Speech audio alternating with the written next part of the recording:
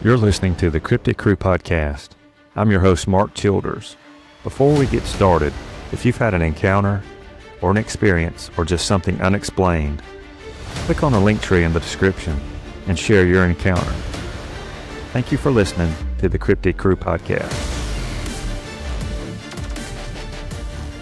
On this episode of the Cryptid Crew podcast, I have the privilege of introducing host of Walking on the Wildside podcast, naturalist, and wildlife biologists, Marvin and Gabrielle Bouknight. Glad to have you on the show, guys. Well, Hey, thank Mark. you. Glad to be here. Yeah, we're excited to be on a podcast with you.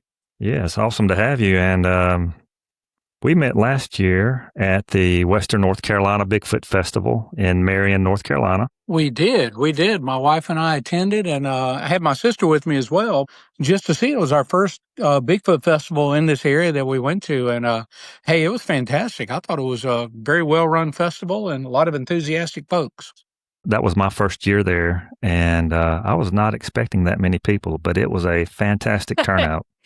It was packed. Yeah, it was. Absolutely. Yes. Absolutely. So I guess the love of the Bigfoot topic, that's how we met. Both of us were there at the festival. Yeah. And we had talked briefly on the phone, I guess it was yesterday or day before, about South Carolina and some of the cryptids and folklore in that state. And as I was doing some research today, I did not realize how many cryptids and how much folklore is in that state.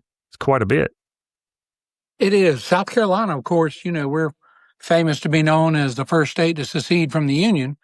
But, back in 1700s, 1800s, 1900s, there's quite a bit of folklore that can develop over that period of time.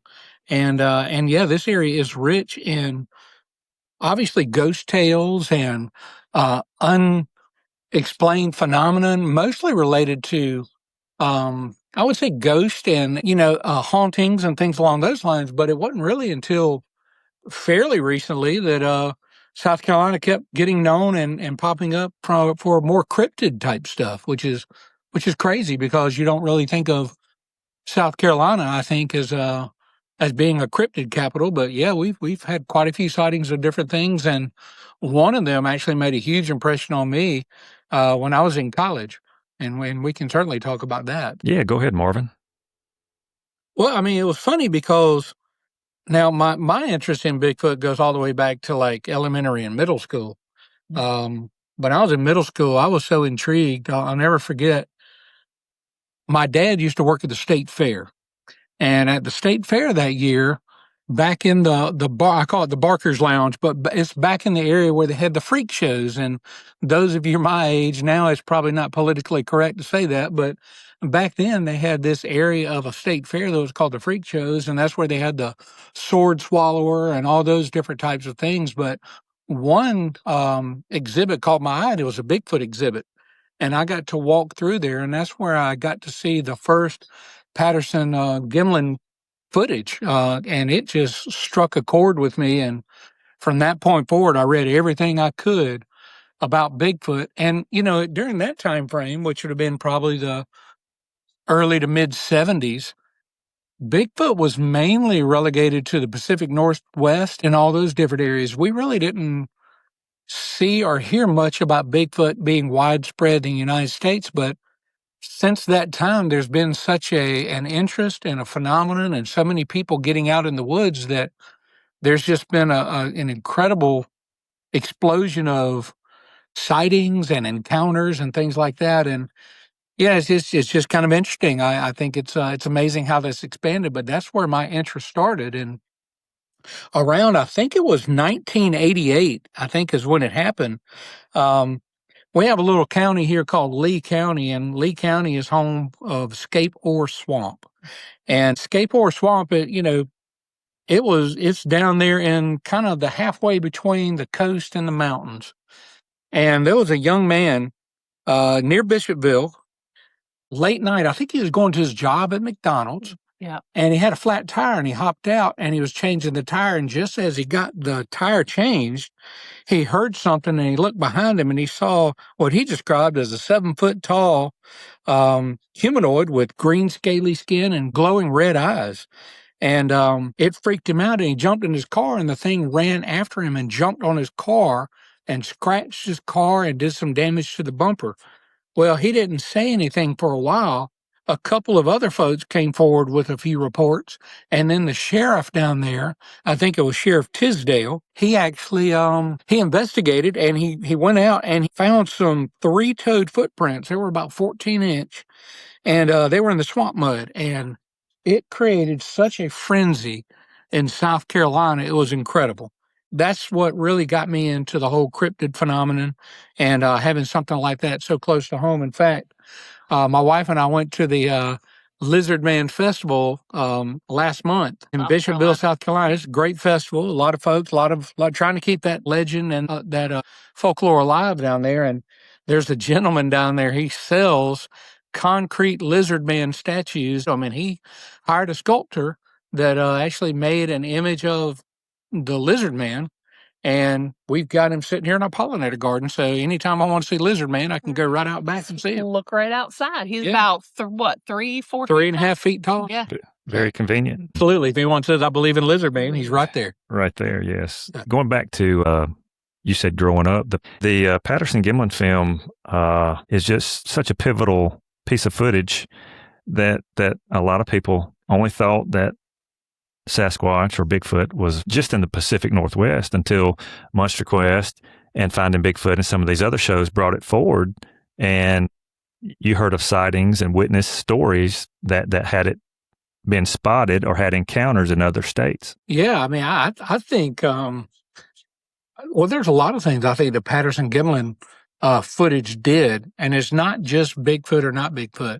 I think it gave people a platform, and Monster Quest and the subsequent shows that came after that gave people a platform, a soapbox to stand on and give their own testimony for what they've seen. And one of the things as a wildlife biologist and a naturalist, I educate folks about wildlife and the importance of natural spaces. The one thing that most people don't realize, the Patterson-Gimlin footage actually inspired an interest in our pristine wilderness areas.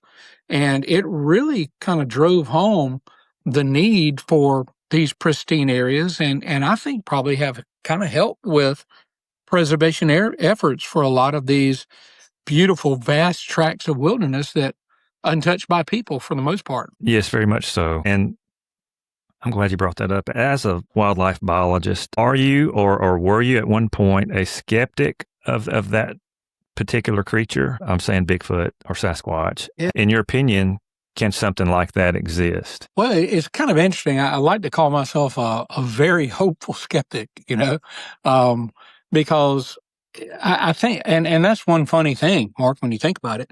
I think the advent of more technology, the advent of more people coming forward, and also combine that with the ability now that we see with AI, you're taking a lot of footage from people who have actual sightings, and you're clouding that water with a lot of elaborate hoaxes. And unfortunately, I think what that's done is that's had more of a negative effect on the research for Bigfoot and this is a Bigfoot than anything else. People are doing all these amazing hoaxes and everything, and it's just all it's doing is lessening the credibility of people's sightings. And I think that's unfortunate. I guess I could compare it to the ivory-billed woodpecker.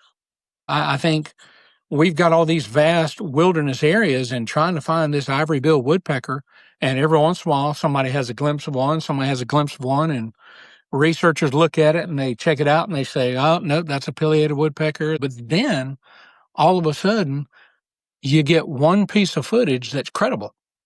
And now we're seeing that there possibly could be in some of these vast Arkansas swamps, there could be an ivory-billed woodpecker colony that still exists. So there's always that potential. And I think for me, that's what I'm always hanging on to is there's always that potential, but then the actual scientist and biologist in me, I have to kind of jibe this with, being a biologist as well. And it doesn't help when you've got sensational type TV shows on there that lose credibility. And I feel bad for people that have credible sightings and they want to talk to somebody and they want to talk it through, they see these sightings and they see how people call it a hoax and how people treat people that's a hoax, and they go back into the dark regions and they don't come out with their sightings. So it's a very interesting world we live in right now.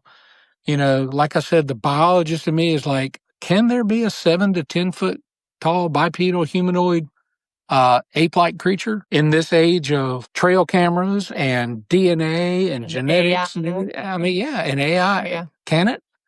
I don't know. And I think that I don't know is what kind of keeps me intrigued with everything. So I think I read a quote one time that said the absence of evidence is not evidence of absence. And that's what I kind of keep hanging on to. And it's really kind of funny that you bring up Arkansas, because that is also the home to a very famous cryptid. Oh my gosh, one of my favorites, the Falk Monster. Falk Monster, For sure. That's a Legend of Boggy Creek. Yeah, man, absolutely. That's one of our favorites. That's a bucket list. Yes. Yeah, I've actually got a patch in there, actually from the Bigfoot Festival up in Marion. They have the Boggy Creek, the Falk Monster there, and it's funny. Gabrielle and we were living up in a cabin in the mountains at the time. Oh, man. Yeah. And that was when you could rent The Legend of Boggy Creek. And oh my God. I will tell you this, out of everything I've seen with Bigfoot and stuff, that is quite possibly the greatest movie poster I have ever seen. It is the greatest poster. But we rented that movie and we were both like, oh, well, we're going to watch this mockumentary and everything like that. It scared the crap out of us.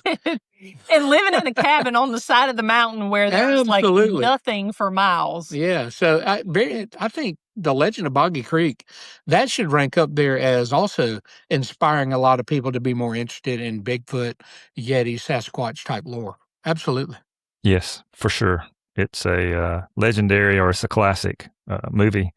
And I can see you guys being in a cabin in a rural area and watching that movie. I would probably make sure all the doors and windows were locked after I got through watching that one. Every branch that like scraped against the roof, we were like, "What was that?" Well, what was that? Mark, have you seen the movie?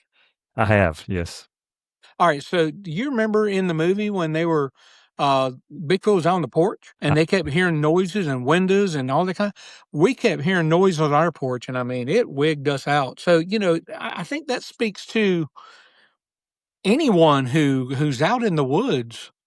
Our brain takes over and fills in a lot of things. And it's amazing how you can see things, hear things, and are they real or do they seem real? I don't know. And I think for me, I think there's always that Jim Carrey reference in Dumb and Dumber. So you're telling me there's a chance. That's what keeps me going on all this stuff. And I'm a fervent reader and watching of a lot of stuff, but this stuff is exciting. It's intriguing. And I certainly understand how people get caught up in the moment. But I think one of the things that, unfortunately, this day and age, that clouds a lot of things that we're doing is we seem to have lost the ability to debate. And we seem to only want to argue and yell. And I think through debate and good quality debating, I think we discover things and we find things and we learn about credibility. We don't by yelling at each other and telling each other they're stupid or crazy. So exactly, I think that's my 2 cents worth. So yes, I agree with you 100%. Had a gentleman on just recently, and he's a cryptozoologist who's done some research and wrote some books, and we were talking about AI, and it's, I guess it has its pros and cons. Sure. But it has, just like you said, saturated what was already iffy footage, I guess I'll use that term. Sure. If you're a skeptic or you're on the fence, some of these videos are just no doubt hoaxes and generated by AI or whatever. And it really is disheartening to know that that's going on. Absolutely. I mean, you look at things like, I think there was one called the Lettuce Lake sighting that was in Florida. And then they almost saw the exact same footage up in Mississippi. And, and that credibility affects people wanting to come forward. Look, I'm out in the woods a lot, man.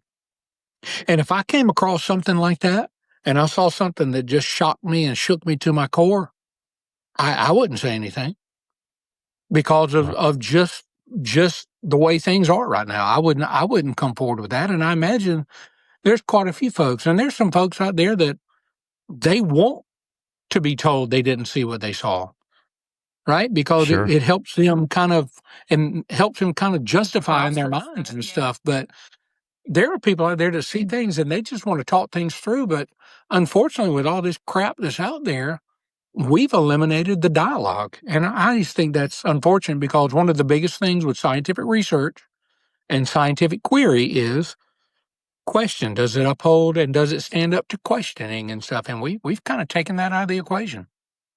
Yes, absolutely. Let me go back to something talking about South Carolina, Marvin. Yeah. I was looking on the BFRO website, and the state of South Carolina has 62 reported sightings. And talking about getting people to come forward to tell their story, since I've been doing this podcast, it is extremely hard to get people to want to come on the show. There's people that will discuss things with you by phone or by email, but the ridicule is a big player in getting someone on that had some sort of encounter. Yeah.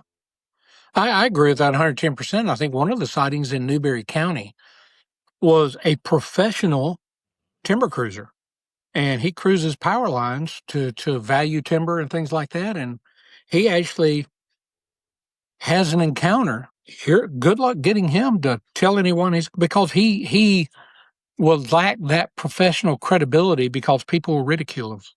I mean, this is a professional, and there's wildlife biologists and naturalists and biologists and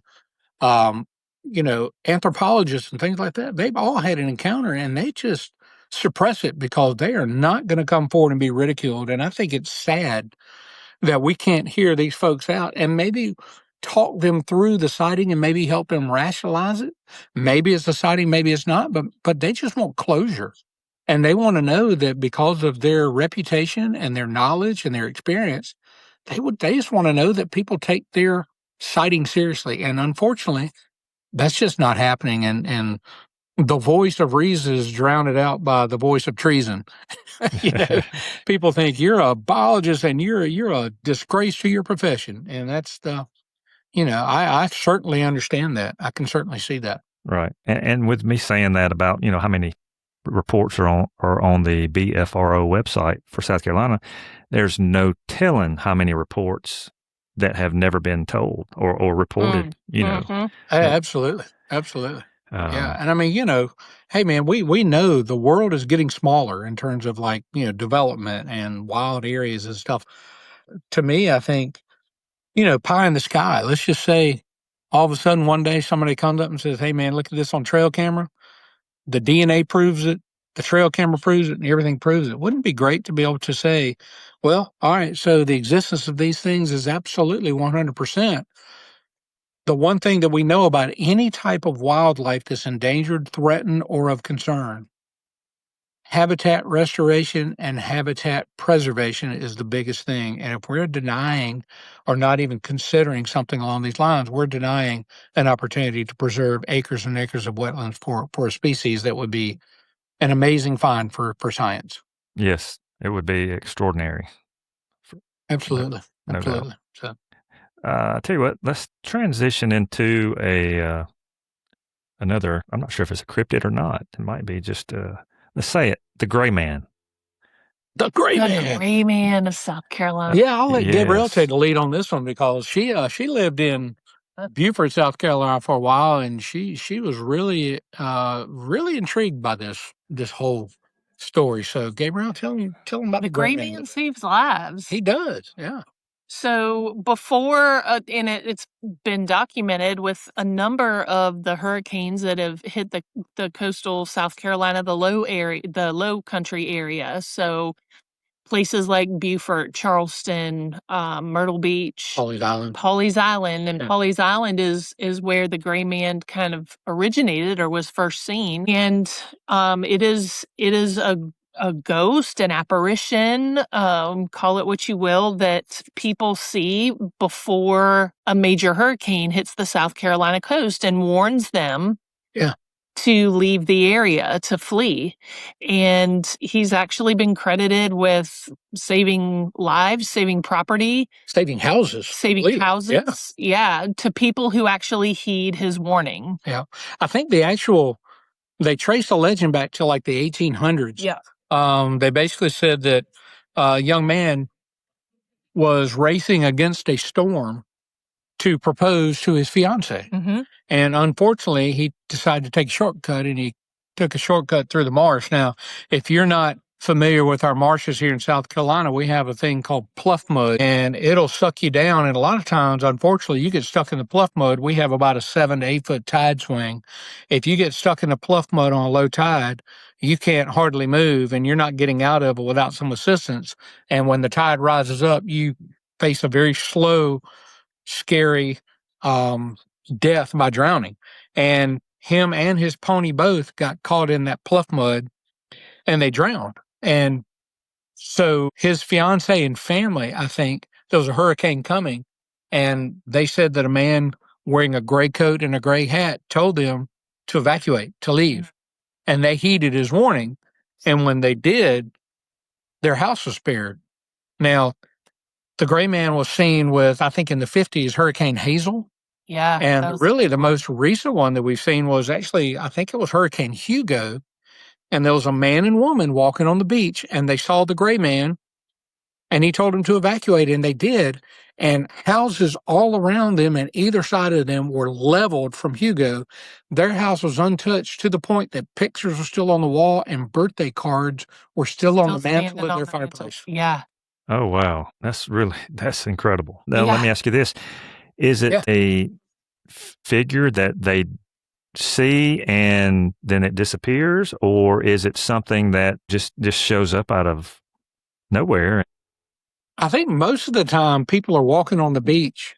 Yes. And they come across him, and then when they turn around and walk away and they turn around to look again, he's gone. Mm-hmm. So he's like an apparition that appears. There's actually there's some footage online. If you go online and look at video footage, there's a couple of piers when hurricanes are approaching, and they show some very intriguing video of what appears to be an apparition. Mm-hmm. So this almost is like a shadowy figure. Yeah. That's why he's called the Gray Man. Yeah. And wasn't he in Confederate uniform? I think he was a Confederate soldier with a long gray coat and a grayish, floppy-ish hat. Yeah. Which soldiers would have been wearing during inclement weather and stuff like that. So it all checks out. One thing's for sure, if I ever saw him, I would definitely... I'd listen. Absolutely, I'd listen. Very interesting. And that makes sense. I guess that's where he got his name from, being the Gray Man. I was noticing here, I was looking up some information on it, and Unsolved Mysteries, which is a popular show back in the early 90s, and one of my favorites, had a episode on the Gray Man, as well as the Weather Channel in 2014. Okay. And, oh, wow. I thought that was pretty cool. Yeah, I think the latest sighting of the Gray Man was, Hurricane Florence, which was, I believe, in 2018.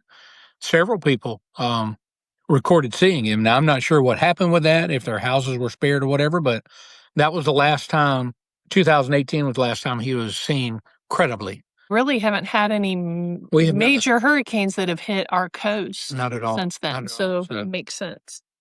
Thankfully. But, that's a very intriguing story, and that, we love stuff like that. That goes way back. And as we're sitting here speaking to you, there's thunder and lightning going around, so that's pretty appropriate. I can hear that. For what's going on. I can hear it. Yeah, that's definitely a part of the South Carolina ghost lore, the Gray Man. Yeah. Sure. And I'm going to transition into something else, and I had talked about this on a couple of episodes previously, and that is the South Carolina, not necessarily the South Carolina Thunderbird, but I have had one witness encounter reported to me in Tennessee of some type of large bird in eastern part of Tennessee, and as well, someone mentioned one in Colorado. And I did some research on the one in South Carolina, and of course, it goes back to Native American folklore and some reports. And there's also some reports in the almost last decade, 2013, and then back to 1989. And this particular creature flew over a car. They heard loud flapping and described it distinctly with no feathers. What do you guys think about that? Well, I mean, when you think about it, so I think what you're talking about is actually in this area would be referred to as a Cherokee legend, right? And the Correct. Cherokee are very prominent in the Appalachian Mountains and everything. And usually when you talk about out west, when people see them out west, first thing that comes to mind of the largest birds out west are going to be probably the condors and maybe the golden eagles. But when they describe it as being featherless, that kind of makes you think about a pterosaur, doesn't it? It does. Yes. There was a drawing actually, and this is courtesy of Cryptid fandom, I believe. But the particular drawing, I had it downloaded, and I can't pull it up now. But that was the first bit of their description was absolutely no feathers. It did not have feathers, and I believe that the bird was fairly close, maybe 20 to 25 feet from them. So they got a fairly good look at it. And I have seen a video back in 2015 from Idaho Falls, Idaho, and I've had a few people look at it, and they said they debunked it as a model, some type of model of a pterosaur, pterodactyl, possibly. It to me, I was hoping, I was like, oh wow, this would be awesome if this was legitimate, But do you think something like that could still exist, or is there a hybrid version of something? Have you guys heard of any of these reports, in South Carolina? I mean, yeah, we haven't heard them in South Carolina. North Carolina, definitely. And when folks talk about large birds, the biologist in me starts thinking, okay, what are the largest birds we have in our area that you would see? And everything that comes to mind would be bald eagle in the Appalachian Mountains. There have been sightings in migration of golden eagles, which, we're talking about 7.5 to 8 foot wingspans. Right. Sandhill cranes, all those. But in terms of like a reptilian, which is kind of what we're suggesting, a reptilian bird like a pterosaur, that makes it a little more difficult because they have, from what we've learned from the fossil record, they have very specific requirements for nesting and things like that. The other thing is the fact that they're persisting means that there's got to be a population of them, which means there's got to be mating and there's got to be babies and stuff like that. And that becomes even more difficult to imagine. So with the Thunderbird legend, that's one of those things I think it might be, it just in my opinion, is maybe more of a misidentification than potential. That gets into almost like the when you look at like Loch Ness monsters and things like that being remnants of reptilian predators that show up in the fossil record but have been absent. When you're talking about deep lochs, or are you talking about deep lakes, or are you talking about unexplored areas and depths of the ocean, like the megalodon phenomenon that we've been hearing about? Right. I think a lot of times those are probably a little bit more credible. But when you're talking about an avian predator that would have been like a pterosaur, the only thing that could have been mistaken would have been like the flying foxes that you see in Australia or things like, which would be bats. And we just don't have anything of that size around here. So I'll have to claim ignorance on those sightings and stuff. But like I said, the biologist in me, that would be probably a little less credible to believe from my standpoint as a skeptic than would be believable. Does that make sense? It does. And of course, and that would go with any type of cryptid. You don't hear too many encounters or see a lot of it being reported.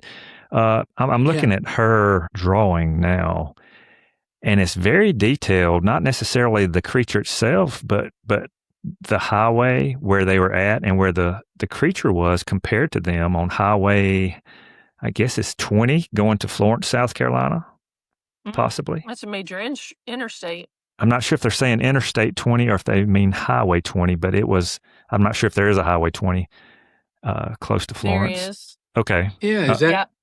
It was about 20 feet, maybe 25 feet in front of their vehicle, and just said, definitely no feathers. This thing was not only huge, but practically on top of me. Wow. I mean, yeah, it's kind of hard to refute somebody's eyewitness, especially when they see it in such detail. And as far as I'm concerned, she saw what she saw, right? Exactly. Yes. I mean, that's what it was is the mystery of it, and I guess that's why we enjoy these subjects of cryptids, so. Well, I mean, what was it in, they thought the coelacanth was extinct and someone pulls one up in a net, I mean, they're, like I said, Jim Carrey. So you're telling me there's a chance? I mean, there's always a chance, anything is possible. Sure.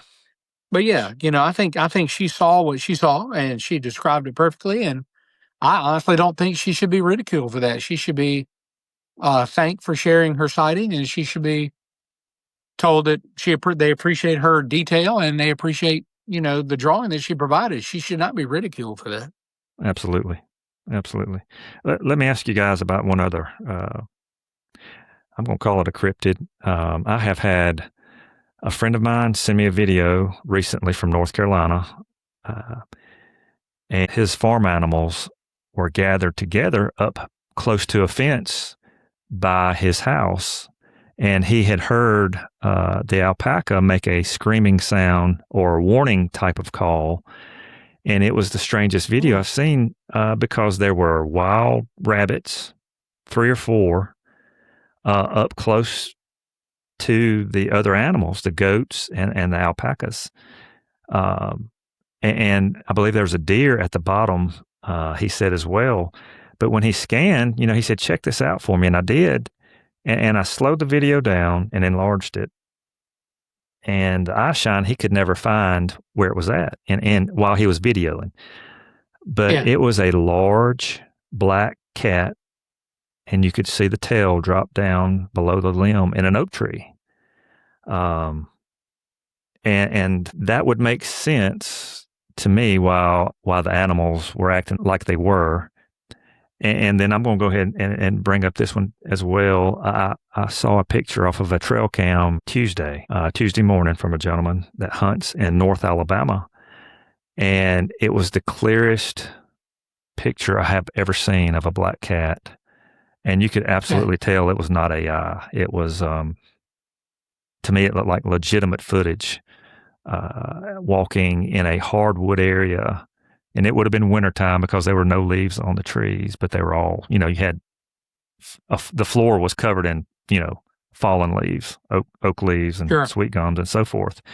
What do you think, or what do y'all think about a black panther? So that's an interesting one, because that's something I've been following probably my entire career. It is one of your favorites. Yeah. So there's a couple things that come into play.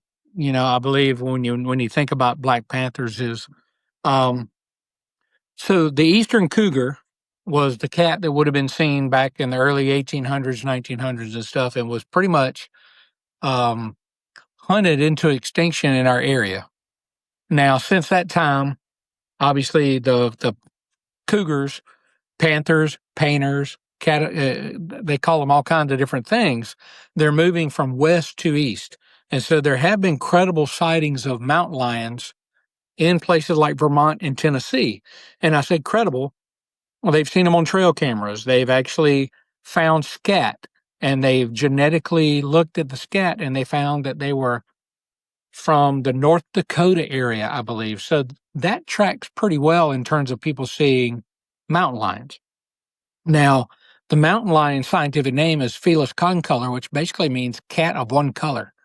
And there has, to my knowledge, there's been no documented melanistic phase of the eastern cougar or the western cougar. They're always tan to grayish in color. Now, what I feel like if people are seeing clear photographs and they're documenting tracks and things like that, if you look and see the extraordinary number of exotic pet licenses that are out there for people to have pets, you would be surprised how many people actually have potentially a black panther.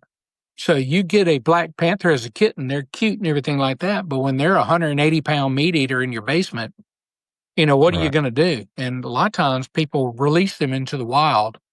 And that would be the explanation that people have credible sightings of these.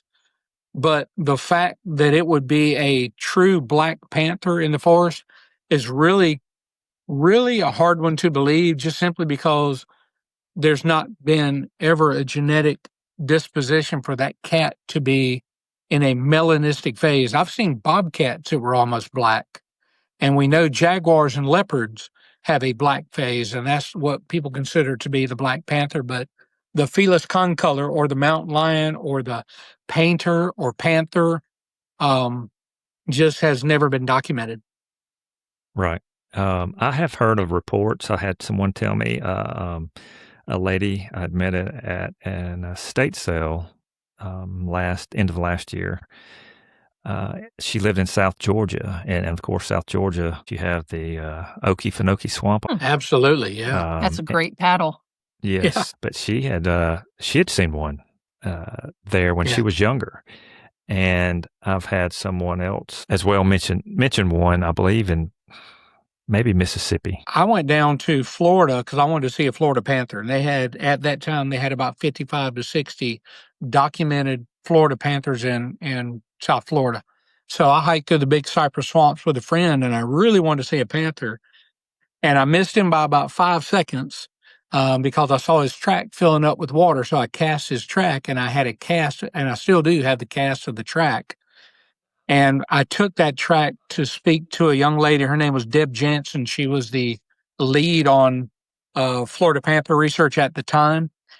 And she asked me where I was from, and I told her I was from South Carolina. And she joked with me. She goes, "We have 50 Florida Panthers living in Florida. Nobody ever sees them. You don't have any in South Carolina, and y'all see them all the time." And I thought that was a pretty unique way of expressing that. Sure. And a lot of the stuff I've seen, because I have that track in hand, I've really yet to see credible tracks, scats, roadkill, or covers. And it's worth stating that I think in the Okefenokee at one time they released 10 Florida panthers in an attempt to expand the range. And I think 4 or 5 of them were either shot by hunters or killed in the road, and they captured the remaining ones and took them back into Florida. So it was a failed experiment. But, then weigh that against, I talked to a couple of folks that Ted Turner actually has a Florida Panther Research Center in Georgia. And it's a pretty expansive place, and it's fenced in completely. And he has Florida Panthers down there, or had Florida Panthers down there. And the person that worked there told me that they have Florida Panthers pacing on the inside of the enclosure, and they've seen tracks on the outside of the enclosure. So, that's pretty extremely interesting information. Very Compelling. interesting. Yeah, Yes. compelling is a great word. So, Yes, that is so neat that you were able to cast a track of one. yeah, and it'll make your skin crawl to realize that you're out there in the woods with that big of a creature. I mean, I estimate that was probably about 118, 120-pound cat. And when I took it to them, they said it was not a documented male, and they went back later, found the cat, collared it, and released it so they could track it. So, yeah. Wow. Very fascinating. His name is Marvin. Yeah, Named it after his him. nickname is Marvin, that's for sure. Easy to remember, right? That's right. Yeah. Yes, that's really neat. So, again, people see things, and nor should you try to convince them what they didn't see. All you can do is provide facts and let people make an estimate or a judgment on their own. And at the end of the day, if they say that's what I saw, then you know what? That's what they saw. Sure. Yeah. I had my neighbor, I live in East Central Alabama, and He's passed since, but he shared a story with me about probably 10 years ago. He was riding a golf cart, electric golf cart he had on his property, and he had almost 100 acres, forested, mostly forested, some pasture. And he told me, he said, Mark, I saw a cat crossing, you know how the pine trees are separated in rows. Yeah. Cross over. It stood there in the row and looked at him for just a second and then took off. And he said, Mark, that was not a house cat. He said it was too big to be a house cat, and the tail was too long and too big as well. And that's, for me, 500 yards from where I'm sitting now. And I've heard other sightings and I have seen another picture in this county just recently.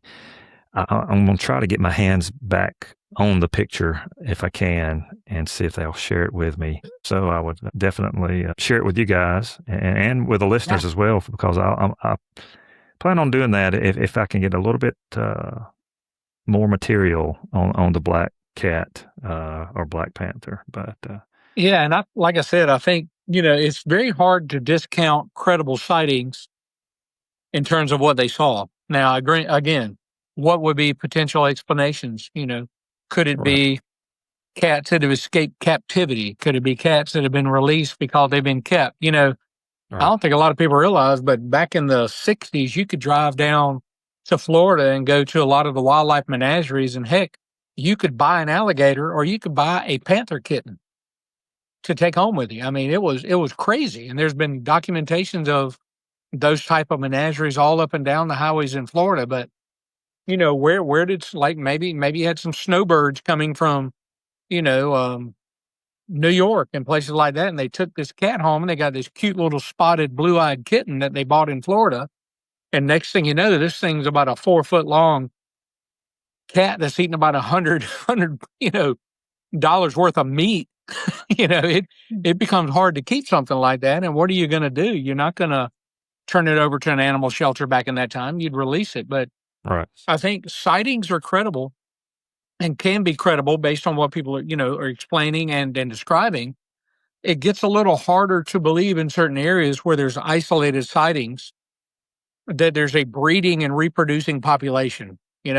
Seeing one cat is one thing, but seeing two that happen to be male and female, and they successfully find each other, and they mate, and they successfully raise kittens, becomes a little bit more difficult, in the scientific vernacular. But I mean, I had a friend that I knew down on the coast when I lived on the coast of South Carolina, and he was a photographer. And not only did he tell me he saw a black panther walk close to his car, but it had 5 kittens with it. And I mean, that really makes it very difficult to believe.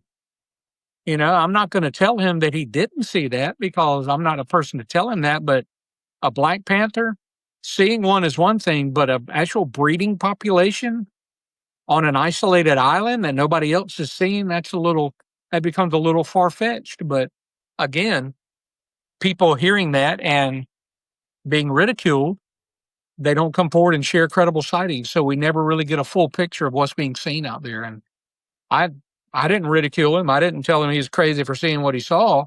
But in my mind, I'm going through all the scientific reasoning and biological knowledge I have to try and justify it. Exactly. Yes. Totally makes sense why people, did not come forward.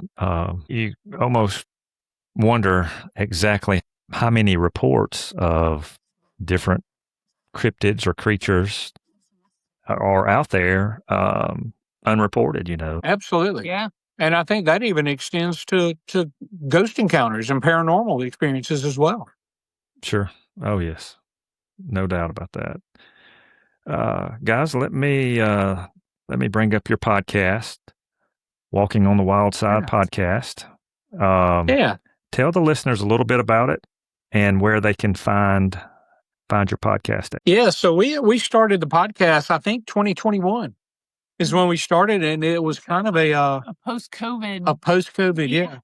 Because it was funny because I've always been about wildlife education programs and really kind of hopefully inspiring people to be curious about our natural world. And part of that was to do a podcast because it seemed like a great opportunity to start a podcast about wildlife and nature. And so we started it, and we've been going strong ever since. It's a little bit of a wildlife and nature of the Southeast. It's a little bit of travel. We talk about some travels we've taken. We actually podcasted from our trip on the West Highland Way in Scotland when we hiked that. And Mark, you were talking about Okefenokee. Me and her paddled in the Okefenokee, and we actually podcasted from the Okefenokee. That was a great trip. Yeah, we've really not podcast in ugly places.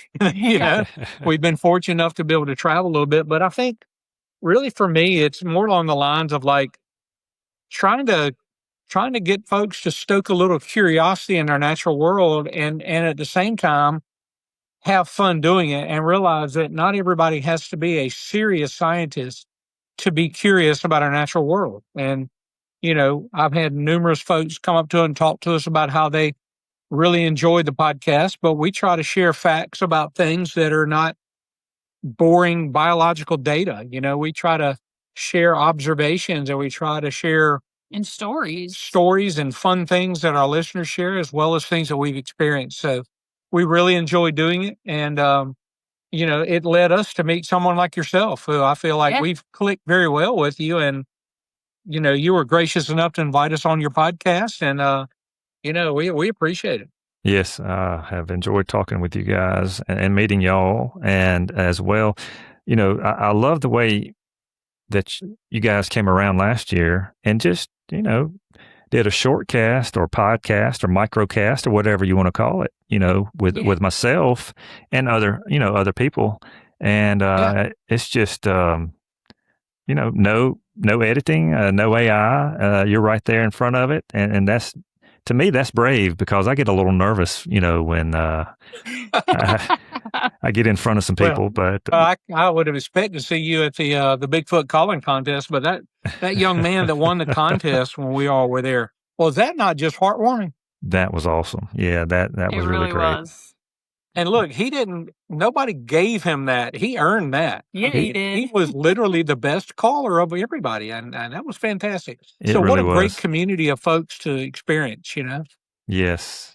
And like you said, it's an awesome festival. And I'm looking forward to going back this year and listening to stories and meeting people myself. Yeah. What do you guys have coming up?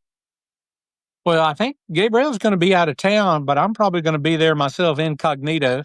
I may podcast from there again, but, you know, I enjoyed, like, there was a gentleman there that made Bigfoot calls, and he demonstrated that on our podcast. And that was just, I giggled like a schoolgirl, because it was just, everybody who's involved in this stuff is just so passionate. And I just really love that passion.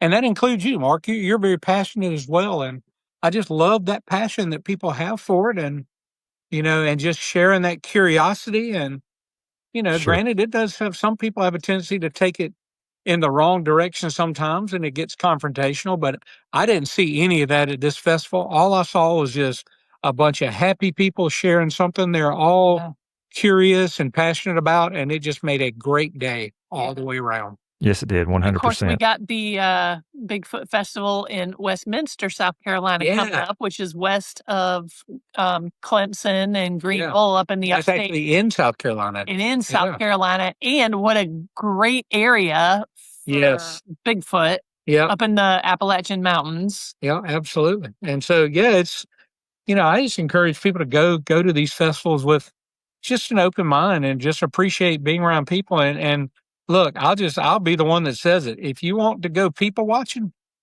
go to these festivals, because there are just some incredible people out there, and it's fun to people watch as well.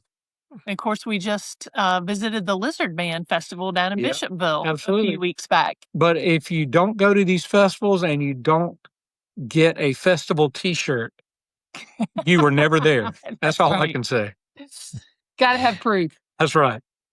You got to have a T-shirt and you have to take home a souvenir. That's for sure. Or a 3.5 foot tall lizard man. Lizard man, concrete lizard man. And there's nothing wrong with that. That as well. Well, at the end of each episode, I do a rapid fire Q&A. I'll ask 3 questions. It's real casual, and it's the first thing that comes to either one of your minds or both of them. Okay. Oh, You man. guys Let's ready? hear it. All right, here we go. Let's do Absolutely. it.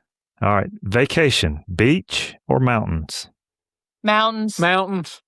Oh, wow. Okay. In this house, it is beach wife, husband, mountains. So, Beach wife, happy life. yes, that is 100% correct. All right. Number 2, favorite place you have visited? Italy. Italy. Ah, jinx by me, Coke. We've been married too long, Mark. That's right. Let me ask you this. How was the food? Yeah. Oh, my God. Amazing. The wine, the food, the That's culture, fabulous. everything's amazing. A lot of times we go there for the International Cheese Festival in Bra, Italy, which is every other year through Slow Food International, and it's absolutely Yeah, incredible. you get to taste cheeses that are only made by families and are not available for purchase, and it's just fascinating. Oh, So if you're a foodie, absolutely. Yeah. Yes, that would be fantastic to go to something like that. I am a foodie, yes. There you go. Number 3, name one thing on your bucket list. Oh, Lord, Okay. there's so many. I'll go ahead and say mine. Go for it. Mine's the Pacific Northwest. I want to spend some time in the Pacific Northwest. I want to go to Oregon. I want to see that big Bigfoot statue, to be honest with you. I ain't gonna lie. It's beautiful. And the coast, the Oregon coast is so pretty. Oh, wow. Yeah. God, there's so many things we got on our list. I'd say the big one on mine is Australia and New Zealand. Okay. And Norway. Well, You want to do Norway. Yeah. We definitely want to do Norway, but yeah. Yeah, we don't have a bucket list. We've got like a series of buckets. Pretty small awesome. pails, a series That's of it. small pails. That's Yes. Because we're knocking stuff out. What about you? What's your bucket list, Mark? Well, one of them is we're going to do this for our anniversary in about 2 weeks, is go to Yellowstone. Oh, Sweet. that's so funny because I'm Yeah, she's actually wearing a wearing my Yellowstone shirt. Yellowstone t-shirt right now. Yeah, so to give you a little background, I used to work for a tribe here in South Carolina, the only federally recognized tribe, which is Catawba Nation, and I got the privilege of speaking at a conference at the Wind River Casino in Wyoming, and to go there, you have to fly into the Jackson airport, and so Gabrielle joined me, and we got to spend a week in Yellowstone and the Grand Tetons looking around, and I'm gonna tell you what, it is spectacular. It'll take your breath away, really will. Awesome. We are looking forward to that. We are doing the journey back, halfway back roughly, rental. So we have already got our other stops planned out. Once we leave Yellowstone, we're going to hit a couple of states, I think 4 states actually. So, Nice. and wind up in Iowa and then fly back from Iowa. Wow, that sounds like That'd a be fantastic awesome. trip. Yes, we're looking forward to I'll it. tell you that one of the things, the biggest surprise for me when we did that trip and spent some time in Yellowstone and Was it that cheeseburger place? no, that was Frosty's. That place was amazing. No, it was the amount of geothermic activity. Yeah. It's Really? not just Old Faithful. Yeah, it was shocking to me. It was predominant almost everywhere we went, which is fascinating to me. I had no idea it had that much geothermal Yeah. activity. Very I mean, interesting. there's mud pots, there's geysers, there's Everything, just yeah. hot springs. hot springs. Yeah. So, Right. yeah, you definitely got to make sure you see Mammoth Springs, which is pretty cool. You definitely got to go see the Grand Prismatic and, of course, Old Faithful as well. Prismatic But was it's just amazing. I mean, and the diversity of habitats there. And honestly, if it doesn't stoke your curiosity and passion for Bigfoot, because that is some expansive land, yeah. no doubt. Yes. Last year, coming back from Oregon, we put some miles on our rental vehicle, and I think we're going to do that this year as well. But yeah, we're As looking. you should. Yes, we're looking forward to that. So, Well, happy anniversary. Happy Thank you. anniversary. Yeah, you. sounds like an amazing trip. How long are y'all going for? I believe it's 5 days. I've got to Sweet. check. Nice. Yeah. So we're going to pack Pack in. it all in and don't sleep. That's all I can tell you. I believe that's what most of the trip's going to be. So on the go. But Awesome. yeah, tell everyone where they can find your podcast. Yeah, so we've got a website on Buzzsprout, Walking on the Wild Side. You just type in Walking on the Wild Side, Buzzsprout. WALKIN'. Yep, not walking, but walking. Because we're in the South. Or you can find it on any of the major podcast platforms like Spotify and iHeart and Apple and all those. Gotcha. Well, I'll put that down in the description for the listeners to check out you guys' podcast because it's well worth checking out. It's really enjoyable to listen to. And thank you. You're welcome. And I'll make sure I put those links down there for that. And I've really enjoyed talking with y'all. Great to catch up with you. We had such a brief encounter with you at the festival, and it's just been a pleasure and an honor to be on your podcast. I hate that I'm going to miss you next weekend. Well, you may not, because apparently he may not make it there for other reasons. So yeah, we'll see if a set of twins hang on. So if they would look good in Bigfoot t-shirts. Yes, they would. I can bring back a souvenir for them. There you go. That's right. No doubt. Well, thank you again for coming on the show. And like I said, I really enjoyed the conversation. And for the listeners, if you've had an encounter, something strange or unexplained, click on our link tree in the description and share your encounter. Thank you for listening, and God bless.